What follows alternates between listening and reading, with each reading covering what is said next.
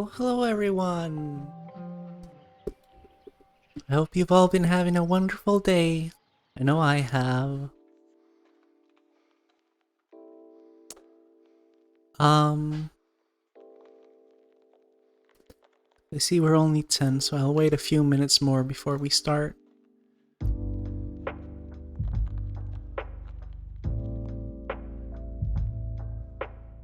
Hmm.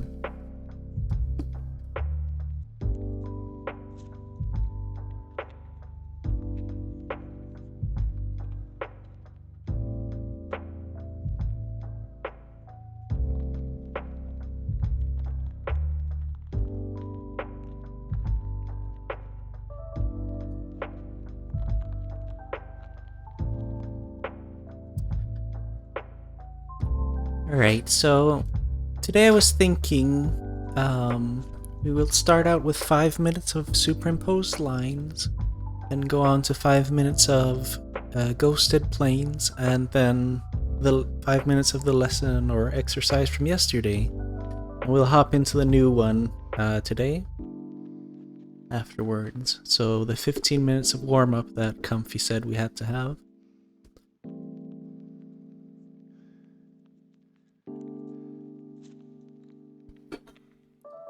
And if you didn't fill the whole page from yesterday, you can just continue using the same piece of paper.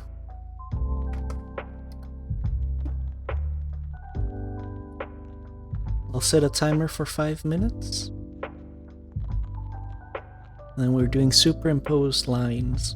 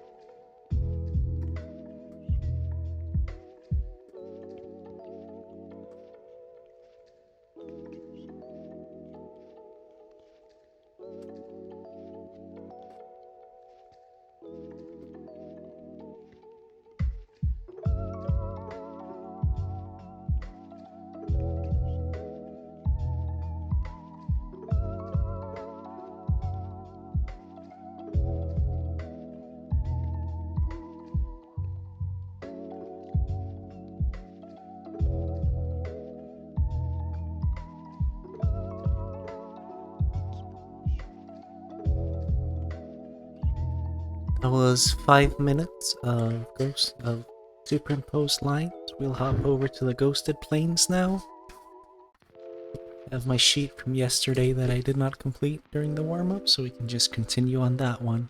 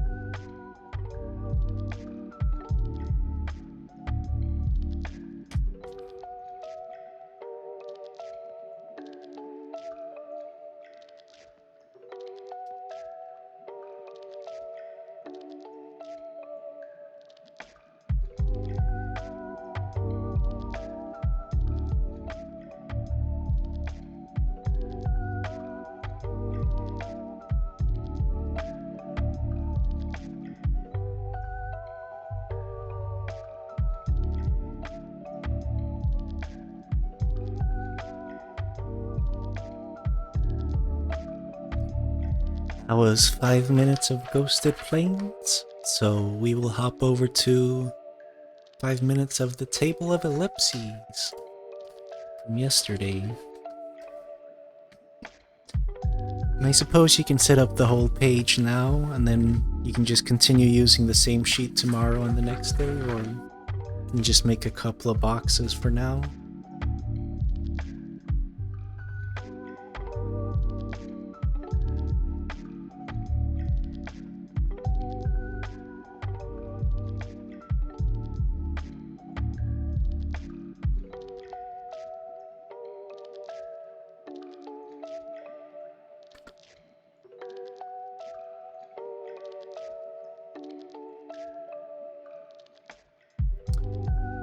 Um,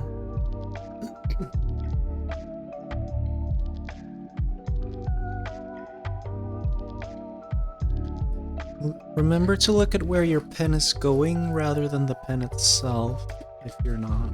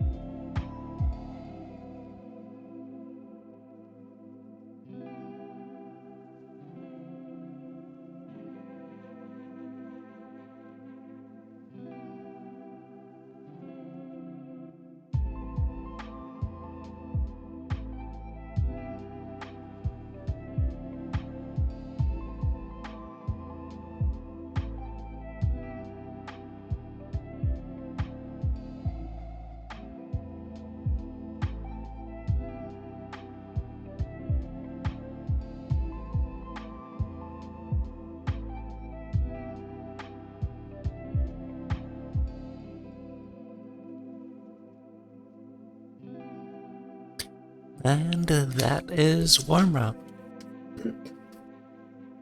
So, let's just hop into the new lesson.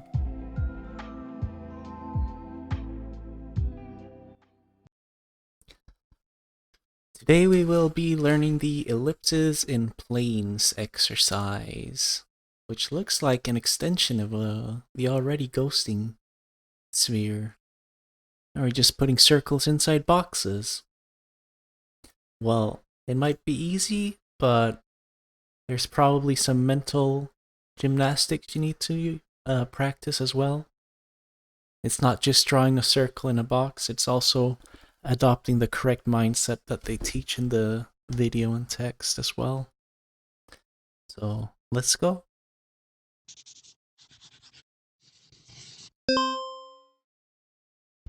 For this exercise, we're going to be using the results of the ghosted planes exercise from the previous section. So Oh, I we hope should probably show the browser.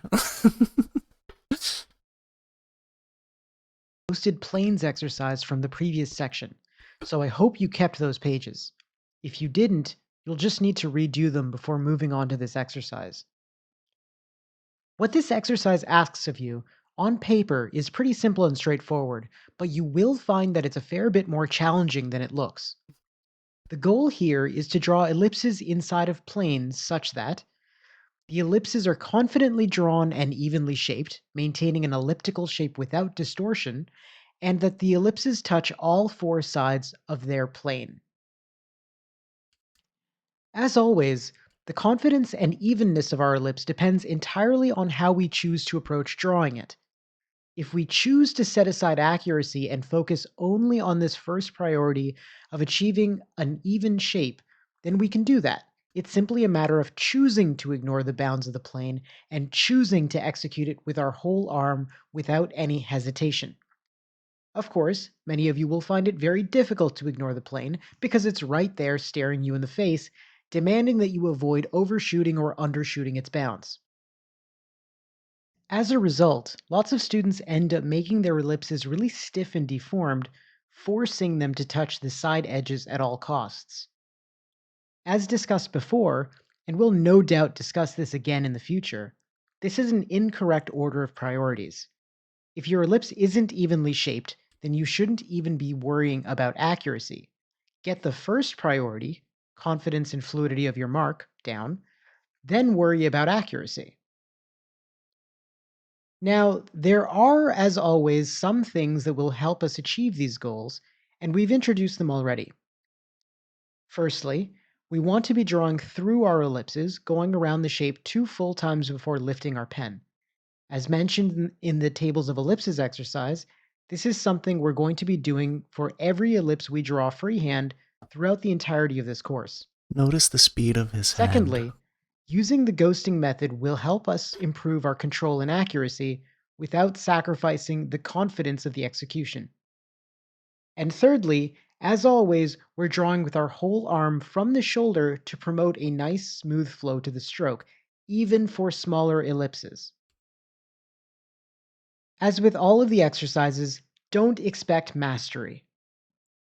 Whenever you're introduced to an exercise as part of a lesson in this course, the point is for you to demonstrate that you understand what you should be aiming for, not that you have the technical skill to pull it off correctly just yet.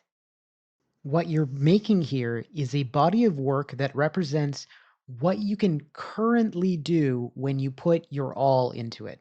That's not perfection. That's just what you can achieve right now. Then, when you get that work critiqued by someone else, they're able to give you suggestions and advice and your next steps based on what you can do right now. It's not about impressing anyone or really showing off how good you are. It's just so that people can understand how best to help you right now. Here's what it should look like when you're done. What it should look like. Yeah. Not so sure about that.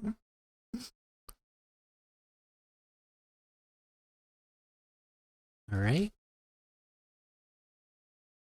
And you have a bit of text here.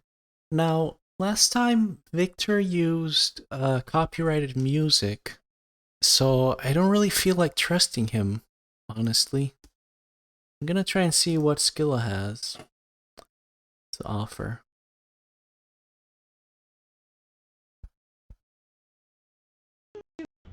Pages of that, so that's probably where we'll stop.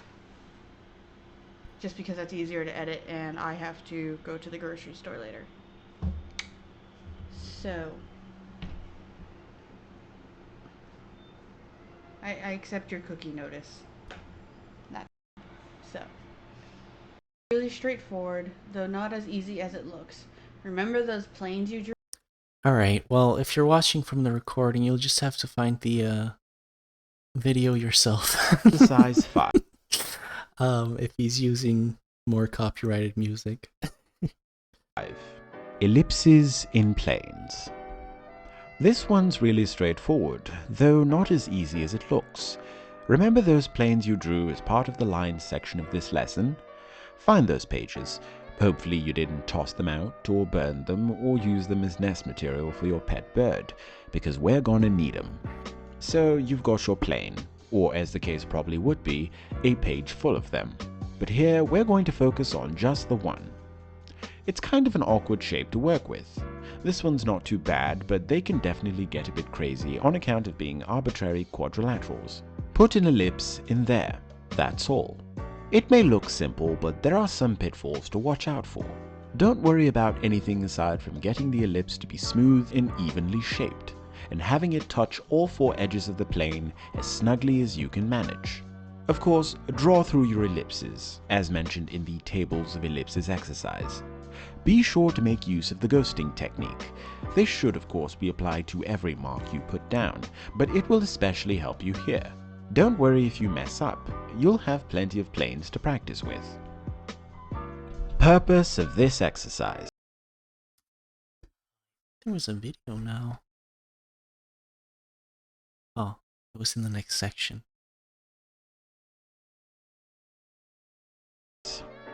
This exercise is just the beginning of something much more complicated. In the future, we'll be tackling constructing cylinders inside of boxes and other similar challenges, and these will come with additional criteria that will need to be met. The purpose of this exercise, however, is just about maintaining the smooth, even shape above all else. That is your first priority. Second to that is, as mentioned above, fitting it snugly within the plane, touching all four edges. Given that these are generally awkward shapes to work in, I frequently have students who start deforming their ellipses, getting generally overwhelmed by the difficulty of the task. More than anything, it's an exercise in calming down. The difficulties faced here are generally more of one's own making. Take it easy and just try your best to drop a nice even ellipse in there. Mistake: deformed ellipse. Alright, now there was a video. Yeah.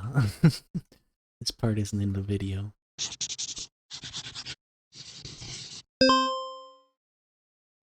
Taking a look at some of those things that I want you to keep in mind and the kind of common mistakes that may occur, it's going to look a lot like what we saw in the Tables of Ellipses exercise, where first we're focusing on achieving a confident, smooth execution of our mark, and secondly, we're worrying about accuracy. So a common issue that students run into is that because these planes can be quite awkwardly shaped, like this one down here, they have a tendency to shut off the part of their brain that worries about that first priority, confidence, and focus entirely on accuracy. And in doing that, they end up making slower, more hesitant marks that get a little bit more uneven. And so there's wobbling here. And the shape itself is not actually an ellipse. It's quite a bit narrower on this end than it is up here. It's more of an awkward egg. So that's not what we're after. Your first priority is to make sure that you are drawing a smooth, confident ellipse. Doesn't matter, really, if it's touching all those edges unless your ellipse is first confident. Meaning that if you end up in a situation where you're focusing on drawing confidently, and it goes outside of the ellipse, outside of the plane, this obviously isn't perfect, and it's not really what we're after, but it is much better than ending up with a wobbly, misshapen egg. Once you've got that confident execution under control, then you start worrying about, okay, my next priority is I want to make sure that it's touching all of the edges. So you're going to engage your whole arm to achieve that, and you are going to use the ghosting method. You don't necessarily have to align your ellipse so that it's going straight down the major axes of this ellipse. Of this plane. What you have to do is sometimes you'll be more comfortable fitting a nice, smooth, even ellipse at an angle. So if we look at this plane here,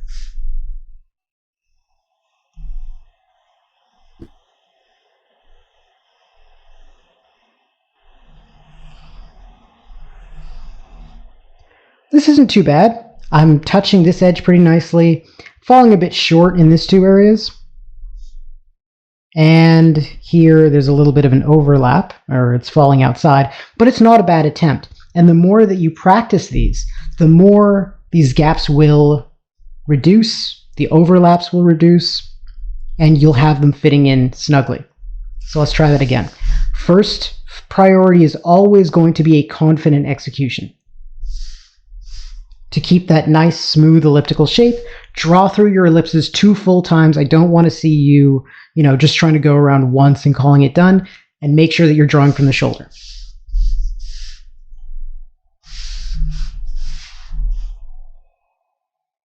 And of course, find a comfortable angle of approach.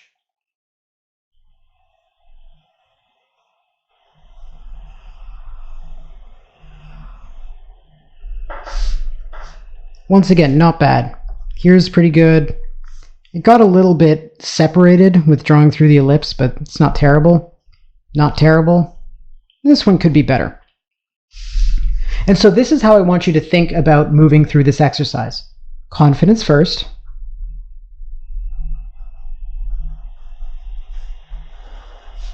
And then accuracy second. And of course, accuracy is just about touching these edges. I don't want you to worry about perspective or anything more advanced like that, which we will get into eventually. And you will be able to adapt this exercise to be even more valuable and meaningful down the road. But right now, all we are worrying about is just touching those 4 edges, making sure the shapes are even, smooth ellipses. That's it. No need to make it more complicated than that.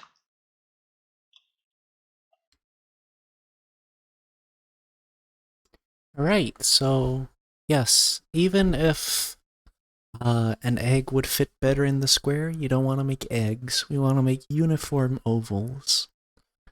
And focus on making the ovals smooth and correct rather than having them touch all the planes. This next text part doesn't have any voice, so I'll just have to use my narration voice for this. You're going to find that the basically repeating the same thing over and over. Focus on a confident execution first, then address control, accuracy by using the ghosting method. It comes up so often because it really is at the heart of mark making as a whole. So this isn't the first time we come across it, and it certainly won't be the last. That said, let's take a look at how these concepts apply in particular to this exercise. And then he will read the rest for us. This is a mistake I see frequently. See how the ellipse is bumpy and wobbly and it kind of reaches out to touch the edges rather than maintaining an evenness to its shape? Avoid this. As mentioned several times above, maintaining a smooth elliptical shape is critical and above all else is your first priority. Mistake. Floating ellipse. I also see this every now and then, though less frequently. While getting the ellipse to touch all 4 edges is your second priority, it's still something you should strive to do. It's pretty clear with this example, no attempt was made to achieve that goal, and the ellipse, though evenly shaped, was just plopped in the middle rather unceremoniously. Example homework. Here's what your page should look like once it's done. Exercise 6. Alright, so you heard the instructions. It is now time to fill out our previously made 2 pages, but this time we will just be adding circles to the squares. Also, yes, that was me. I've been practicing doing a narration voice, so that was its debut.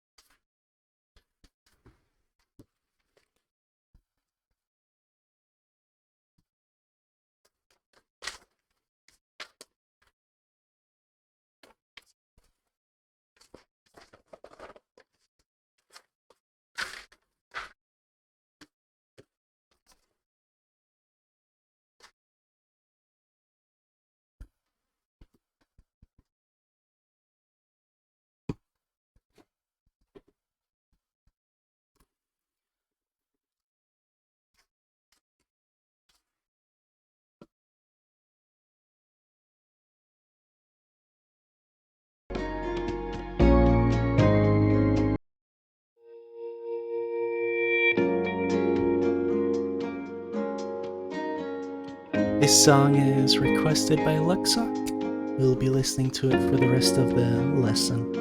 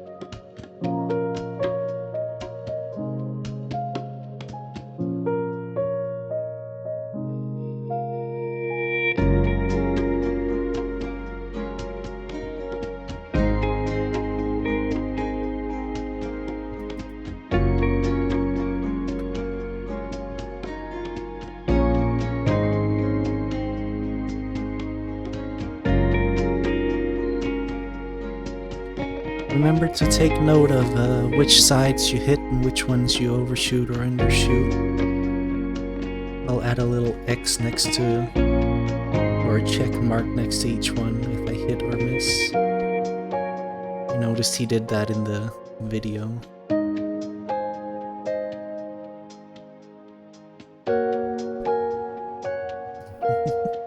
I don't know if that's actually necessary, but I think it's good to take a moment to look at your actual work and see if there is anything to improve. On second thought, that's very time consuming. I'm not gonna do that.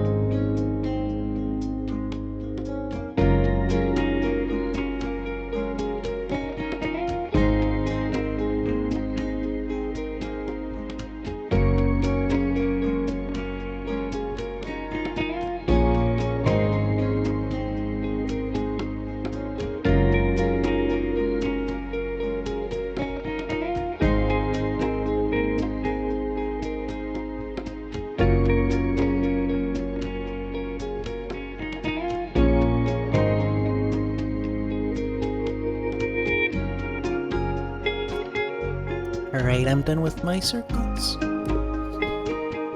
Ogre says they're having some problem with drawing clothes. In my opinion, if you can't even get a rectangle down properly like me, I wouldn't be bothered focusing on clothes right now. We'll get to it eventually, don't worry. But you do you. Anyways, oh, that was both pages, yes? Alright. So, we will just hop into free draw.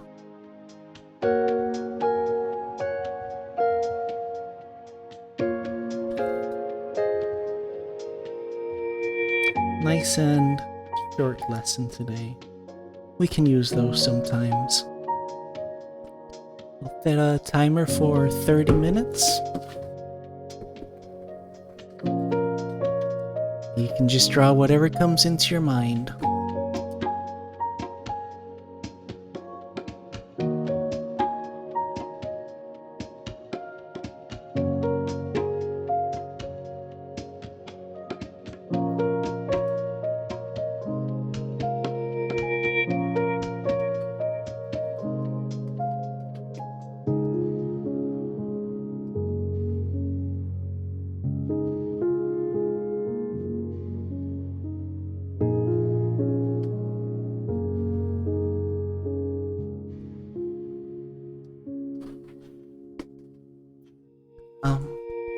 Yeah, it did feel fast, but it was the same length as pretty much every other day, honestly.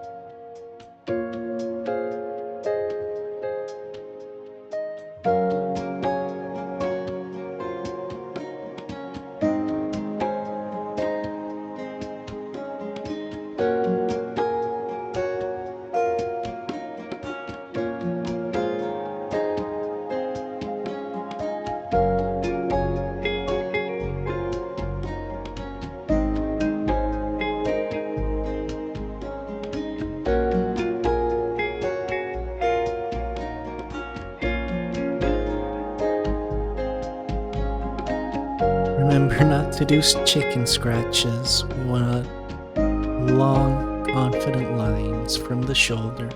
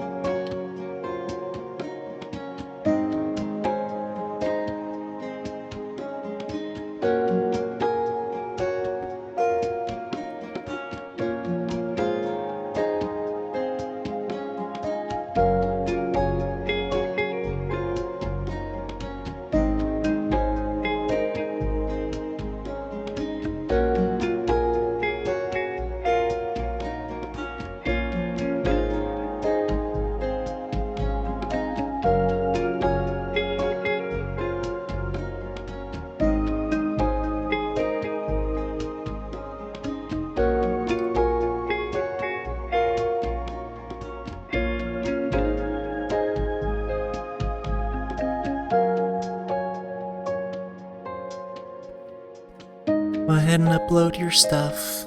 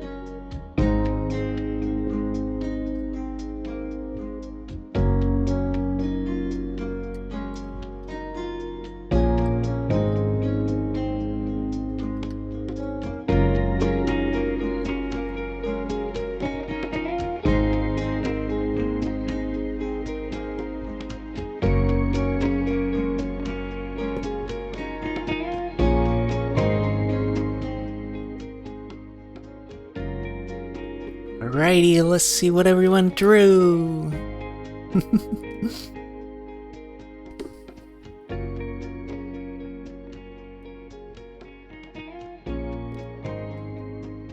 Alright.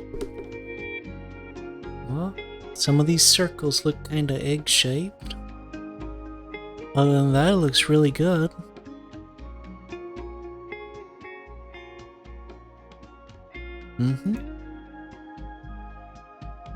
Oh, the Naruto runner. Nice VR headset. Oh, long live the king. Oh, that's a cute doggy. Very cute. Nice little woofer. Looking very good.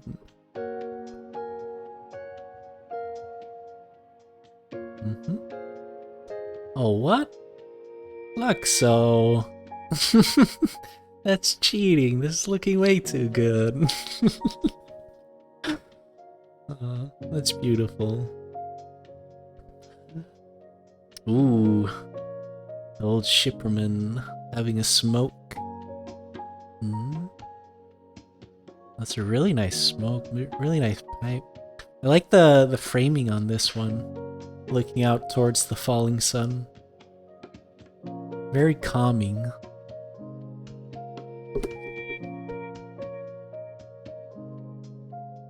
Alright, lots of grass here. Aww. A nice peaceful afternoon in the fields under your favorite tree. Oh, nice.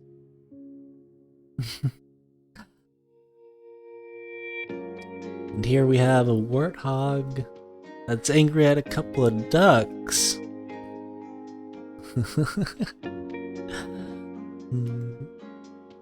And here's one I made with a guy who's really happy. Yeah. A bit of a psychedelic drawing here. I think that could be a cool... You could create a cool landscape or world with this. Or maybe he's just high, who knows. This one I made with these two people.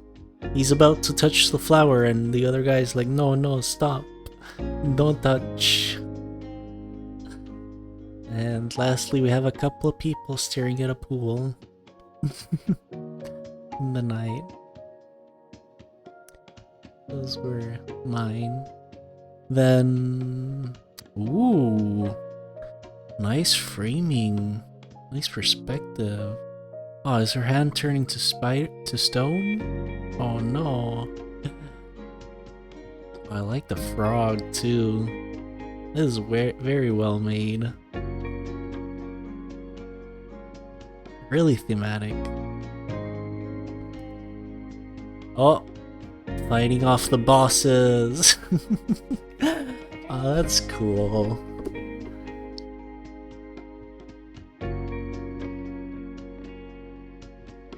The big giant almost looks like Naruto with the swirly chins. I like the tree as well. Very cool. Very pretty. Alright. Yep. Just focus on making uniform circles. No need to worry about them touching the sides for you. Oh no! Oh, Kenny's still alive. Good. Oh, it's the 5th member of South Park. The one we never heard of. The creepy old guy. Very cool. Oh, and some nice circles here at the end.